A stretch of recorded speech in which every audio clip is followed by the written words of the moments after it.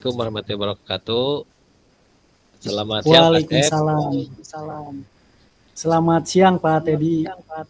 Oke, bisa bertemu ya kali ini karena kesibukan Pak Asep ya. Jadi akhirnya pada hari ini kita bisa bertemu. Eh, Gimana kabarnya Pak Asep? Alhamdulillah sehat Pak.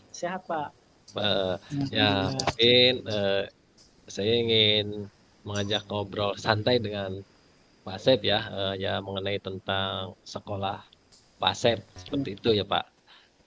Mungkin ada waktunya kan ya Pak, mau ngobrol Ada sebentar. Pak. Iya. Oke, iya. Oke ya Pak, kita mulai saja ya. Yang ingin saya tanyakan, nah bagaimana kondisi di sekolah Bapak saat ini ya Pak? Itu kondisinya bagaimana? Apakah aman? Ya, apakah ada hal-hal yang kurang apa ini ya yang perlu kita bicarakan? Ya baik Pak. Sejauh ini Alhamdulillah sekolah saya di awal tahun pelajaran ini sudah berjalan efektif ya Pak.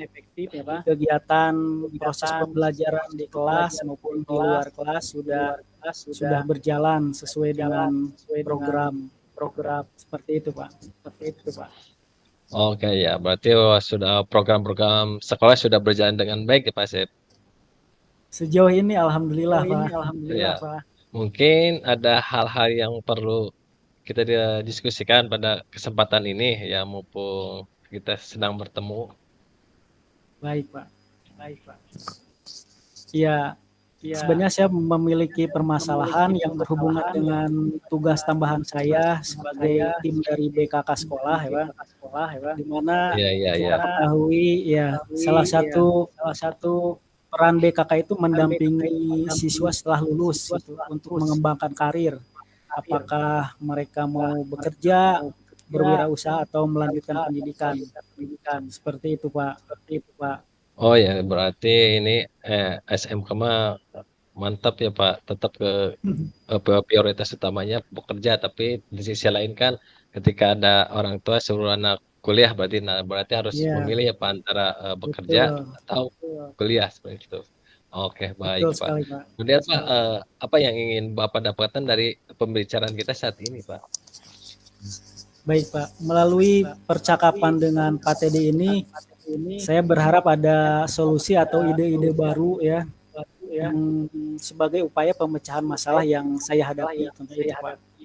Karena saya ketahui Pak Teddy adalah coach yang luar biasa, jadi saya ingin memiliki inspirasi dari pemikiran Bapak gitu. Masa bisa aja sama-sama Pak. Eh, ya boleh, boleh Pak Siap. Baik Pak Siap, semoga dari pembicaraan ini ya Pak akan cair ya Pak solusi atau ide baru yang efektif. Nah, kemudian Iya, yang menjadi kendala atau permasalahan bagi Bapak selama di sekolah itu apa Pak? baik Pak. Saya menemukan kondisi atau sebagian besar siswa itu masih bingung untuk menentukan arah karir mereka setelah lulus gitu Pak. Mereka masih kebingungan saya ini mau bekerja, mau kuliah atau berwirausaha. Bahkan sebagian mereka kalau ditanya saya masih ingin bermain gitu Pak. Wah, Seperti itu susah ya. kondisi anak. Iya, Memang susah kalau anak SMA kalau susah bermain mah ya Pak. Jadi harusnya ketika sudah lulus SMK itu sudah mempersiapkan dia itu harus bisa masa depannya Pak. Ya Pak ya, betul. baik Pak, sebagai yang saya ketahui kan mungkin tujuan lulus SMP itu dipersiapkan untuk memasuki dunia kerja. Apa benar seperti itu Pak Sep? Eh, Sesuai peruntukannya memang betul Pak. Jadi lulusan SMK itu diprioritaskan untuk memasuki dunia kerja gitu Pak, atau berwirausaha. Tapi tidak menutup kemungkinan untuk melanjutkan seperti itu Pak. Tapi saat ini saya melihat kondisi terutama tingkat 12 ya, tingkat akhir, mereka sepenuhnya belum belum siap untuk terjun ke dunia kerja Pak. Ya, karena bisa dilihat dari hal-hal misalnya ketika membuat lamaran kerja dia belum bisa, ketika disimulasikan interview tes kerja mereka juga belum siap seperti itu. Jadi ini menjadi masalah bagi kami itu. Ya, jadi sama anak juga bingung ya Pak. Jadi perlu adanya versi solusi yang lain ya, gitu ya. Nah, jadi bekerja nanti dulu mau Iya. menghabiskan yang masa mudanya dulu. Mungkin Ah, Pak ada hal yang lain yang ditemui dari permasalahan ini. baik Pak. Selain masalah teknis tadi, ada kondisi bahwa secara mental dan karakter siswa itu belum siap gitu Pak. Ya, belum siap untuk masuk ke dunia kerja. Ya. Saya ambil contoh misalnya anak diberikan informasi mengenai lowongan kerja gitu. Mereka ketika melihat persyaratan atau ketentuan kerja yang banyak, mereka sudah down terlebih dahulu. Atau ada kasus misalnya ketika ada penempatan kerja harus di luar kota, mereka pasti mundur gitu. Jadi biasanya anak mah kalau ada penempatan kerjanya pengennya dengan grupnya atau dengan temannya sekelas ya. Iya, Kalau sendiri pasti ya betul. kata Pak Hasib jadi suka memikirkan aduh pun nanti gimana nanti kalau nggak ada temannya seperti itu. Ya Iya, namanya juga anak ya Pak jadi masa berpikirnya masih masih dalam pertumbuhan ya. Jadi menurut iya. Bapak apa penyebab permasalahan itu terjadi Pak? Iya, Pak. Saya melihat kondisi ini tidak lepas dari perkembangan zaman sekarang ya. Mungkin pengaruh atau dampak dari teknologi itu sendiri ya. Kita ketahui saat ini dikenal dengan generasi Z ya, Pak ya. Iya iya iya. Yang inovasi, kritis, tapi di sisi lain anak sekarang itu mudah bosan gitu. Dan ketika ada tekanan-tekanan mereka tidak sanggup untuk menghadapinya. Seperti itu mungkin Pak. Iya sih, memang sekarang jadi pengennya serbahan anak dulu ya, apalagi sekarang kita itu ya memang Generasi. memang Betul. generasi gitu ya jadi ya santai itu ya Pak. Jadi Iya. tapi dia tetap ya teknologi mah mengedepankan cuma dari keinginan dia untuk bekerja tidak seperti itu. Ya mungkin misalnya kalau melamar cukup apa ya kita bisa berarti kan dari misalnya yang melek internet ya kita bisa diarahkan gitu Pak siapa misalnya jadi YouTubers atau konten kreator gitu Betul, ya. Pak. Nah Iya. itu kan ada ya bisa. Nah saya meyakini bahwa permasalahan ini bukan hanya di sekolah Bapak ya Pak, tetapi masalah ini ada di semua sekolah. Nah, menurut Bapak, adakah faktor penyebab lain dari permasalahan ini, jadi sehingga anak-anak SMA itu jadi kurang terbuka hatinya untuk misalnya yang katakan tadinya sudah saya tangkap ya intinya yaitu untuk Hmm. melamar kerja, jadi seperti itu, tak? Iya. Iya, baik Pak. Selain faktor pengaruh perkembangan zaman, saya juga melihat bahwa di sekolah saya, khususnya di SMK saya itu kurangnya program untuk melakukan bimbingan atau pembinaan terhadap siswa tingkat akhir gitu ya. Jadi program bimbingan dan pembinaan terhadap tingkat akhir itu sangat minim sekali gitu Pak. Ya, terutama untuk masalah bimbingan soft skill itu seperti mental bekerja, tanggung jawab, mampu menghadapi tekanan itu saya rasa kurang sekali gitu. Iya sih Pak. Ya, jadi butuh ya Pak apa butuh ada program-program dari tingkat akhir ya Iya, tentang untuk perkembangan siswa. Tapi ya sudah betul sih Pak ya. Tapi memang sudah ada program tapi alangkah baiknya berarti program tersebut mungkin ada ditambah atau dilaksanakan dengan program-program yang lain ya. Nah sejauh ini Pak ya di sekolah lakukan untuk mengatasi masalah itu seperti apa ya Pak? Jadi mungkin ada upaya-upaya sekolah untuk kurang minimnya anak itu ada kan upaya-upaya yang lain Iya, atau alternatif solusinya? iya Pak. Beberapa upaya sudah dilakukan gitu Pak. Kita ketahui bahwa di SMK itu ada kegiatan praktek kerja lapangan. Nah, sebenarnya itu sebagai pembelajaran yang membekali anak untuk memberikan gambaran bagaimana di dunia kerja gitu. Ya. Tapi itu kan biasanya dilakukan di kelas 2 gitu ya. Jadi ketika dia beranjak ke kelas 3 atau tingkat akhir dia lupa lagi biasanya gitu. Atau hal lain misalnya kita melakukan kunjungan industri ke perusahaan-perusahaan ya. Kita juga selalu melakukan peminatan awal karir siswa gitu. Ya, tapi ya kembali lagi tadi data kemana, hasil akhirnya kemana gitu. Suka berbeda. Iya sih Pak. Tapi ya bagus Pak itu ya misalnya ya kita mengenalkan atau kunjungan industri apa mengenalkan anak ke dunia kerja ya minimal gitu anaknya oh seperti ini kan bukan seperti misalkan ada gambaran. Walau Betul. memang tingkat akhirnya kan kadang dari tadi teh Pak poinnya saya tanya merasa kebingungan dan pengen masih pengen bermain dulu. Nah, gitu ya. Iya. Eh, selain upaya yang tadi ya Pak, kira-kira bentuk upaya apa ya untuk mengatasi masalah itu? Eh, Selain upaya yang sudah dilakukan, saya juga berencana atau mau mengajukan program ke kepala sekolah untuk memperbanyak kegiatan kunjungan industri gitu kan. Biasanya mungkin dilakukan setahun sekali atau selama 3 tahun itu anak hanya merasakan satu kali.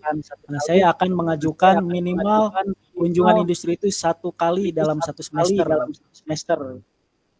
Nah, kemudian hal lainnya saya juga berencana untuk bekerja sama dengan pihak eksternal dengan mengadakan program guru tamu baik itu dari perusahaan maupun dari dinas-dinas ketenagakerjaan terkait gitu, sehingga memberikan motivasi dan gambaran kepada siswa mengenai dunia kerja gitu. Aduh, ya Pak, sudah bagus Pak ya alternatif solusi ya. Ya kita minimal kalau ada kolaborasi atau hubung-hubung dari pihak lain misalnya di Nasker kan biasa suka ada lowongan kerja kan dari tingkat SMA di Snaker ya. Nah jadi biar terkadang kan di Snaker itu suka membuka buzzer ya Pak, buzzer pekerjaan ya lowongan pekerjaannya. Bisa lah Iya, kita ke anak misalnya dari alumni kalau misalnya suruh ke sini lah. Jadi kayak tetap mengarahkan gitu. Misalnya di tingkat akhir sebelum sebelum kelulusan. Nah, misalnya ada ini, nah kita bagikan aja brosurnya. Bagus Pak sebenarnya Pak untuk organisasi yang Bapak sih. Nah, mungkin Pak dalam melaksanakan kegiatan tersebut Pak, mungkin Bapak adanya perlu dukungan Pak. Ya Pak. Kira-kira siapa saja Pak yang dapat mendukung kegiatan Bapak tersebut? baik Pak. Yang pasti kegiatan ini butuh dukungan dari kepala sekolah sebagai pimpinan ya Pak. Ya, Kemudian karena ini berhubungan dengan karir siswa, jadi peran guru BK gitu ya, bimbingan konseling itu sangat berperan penting di sana. Dan tidak menyampaikan juga bahwa di sini ada peran guru kejuruan gitu. Karena memperoleh keterampilan kerja ya dari guru kejuruan gitu. Di samping juga peran warga sekolah lainnya yang ikut mendukung. ya sih Pak. Udah bagus ya Pak dukungannya Pak. Nah, jadi mau dari guru BP perlu dari misalnya ketua jurusan juga ya Pak itu sangat diperlukan dalam membimbing. Nah, kemudian Pak hal positif apa yang bisa Bapak ambil dari percakapan ini? Iya, luar biasa sekali Pak. Banyak sekali hal-hal positif yang saya peroleh dari percakapan dengan Pak Teddy ini. Yang pasti pertama saya merasa lega ya sudah berbagi cerita dengan Pak Teddy. Kemudian saya juga memperoleh solusi dan ide-ide baru, serta Pak Teddy memberikan penguatan kepada saya sehingga tumbuhnya dan meningkatnya rasa percaya diri saya untuk mampu menyelesaikan masalah ini dengan sebaik mungkin. Seperti itu, Pak. Ya, ya Pak ya. Jadi sudah ya Pak. Jadi ya mungkin dari tadi saya berbicara dengan Pak Asep, mungkin ada tadi ada komitmen ya Pak dari Pak Asep untuk melaksanakan tentang permasalahan anak SMK ya Pak ya. Tadi masa kebingungan karena mungkin setelah tadi di coaching mungkin ada penyegaran-penyegaran. Nah, jadi untuk bisa diterapkan pada selanjutnya Pak, selanjutnya ke depan. Nah, oke Pak, terima kasih ya Pak atas waktunya. Mungkin lain Sama-sama, Pak. kesempatan kita dapat mengobrol lagi ya Pak tentang masalah di sekolah gitu. Oke Pak, terima kasih. Saya ucapkan Assalamualaikum warahmatullahi wabarakatuh. Waalaikumsalam warahmatullahi wabarakatuh. Terima kasih juga untuk Pak Teddy. Oke, Pak Sep, saya refleksikan ya Pak. Oke, pertama sudah berjalan ya Pak dari percakapan ini kita sudah dari Bapak itu sudah kita melaksanakan lalu cerita ya Pak. Pertama itu sudah apa tujuan ya Pak. Jadi ketika kondisi di sekolah itu seperti apa ya Pak, Bapak sudah tujuan tujuan dari data coaching ini kan untuk kondisi sekolah. Nah, kemudian ada identifikasi ya Pak, sudah ada ya Pak identifikasi dengan penanganan siswa misalnya kepribadian. Nah, kemudian rencana aksinya tadi Bapak mungkin sudah ya Pak, misalnya tadi rencana aksinya melalui apa pihak ketiga mulai di Snaker, kemudian dari kepala sekolah juga ya seperti itu ya Pak. Nah, kemudian dari TA-nya tanggung jawabnya Pak, udah ya Pak. Jadi sebisa mungkin dari tadi Pak Asep sudah apa supaya ada tanggung jawabnya mungkin dari dukungan-dukungan seperti itu Pak dari guru BK, BK ya Pak dari ketua jurusan ya gitu. Nah, itu menurut saya. Nah, yang selanjutnya mungkin ya pertanyaan-pertanyaan juga kita sih Pak ya sudah mengajukan pertanyaan berbobot. Nah, kemudian dari saya kan saya sebagai dirinya sebagai jadi pendengar apa pendengar jadi pendengar kemudian saya juga itu apa kehadiran penuh ya saya mendengarkan dengan aktif. Nah, terkadang kan saya juga mengajukan pertanyaan yang berbobot. Mungkin itu refleksinya dari saya. Terima kasih Pak Sep. Terima kasih Pak Teddy ya. Mungkin refleksi dari saya sebagai coach,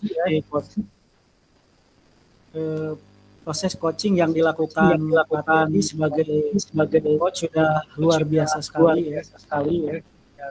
Pak Teddy sudah menerapkan alur tirta, memberikan pertanyaan-pertanyaan yang luar biasa ya, sehingga hal-hal yang menjadi unek-unek atau permasalahan dalam diri saya itu saya mudah mengungkapkannya gitu. Saya dengan terbuka, dengan enak dan leluasa untuk menyampaikannya. Pak Teddy juga sudah menjadi seorang pendengar yang luar biasa ya, kehadirannya fokus ya. Sehingga umpan balik yang diberikan Pak Teddy juga itu memberikan penguatan dan meningkatkan rasa percaya diri saya gitu. Ya secara umum sudah baik. Saya ucapkan terima kasih kepada Pak Teddy. Ya secara umum sudah baik. Saya ucapkan terima kasih Pak Teddy. Mudah-mudahan ide-ide dan solusi yang Pak Teddy berikan bisa saya terapkan sebaik mungkin. Ya, siap, Terima kasih Pak. Assalamualaikum warahmatullahi wabarakatuh. Waalaikumsalam warahmatullahi wabarakatuh.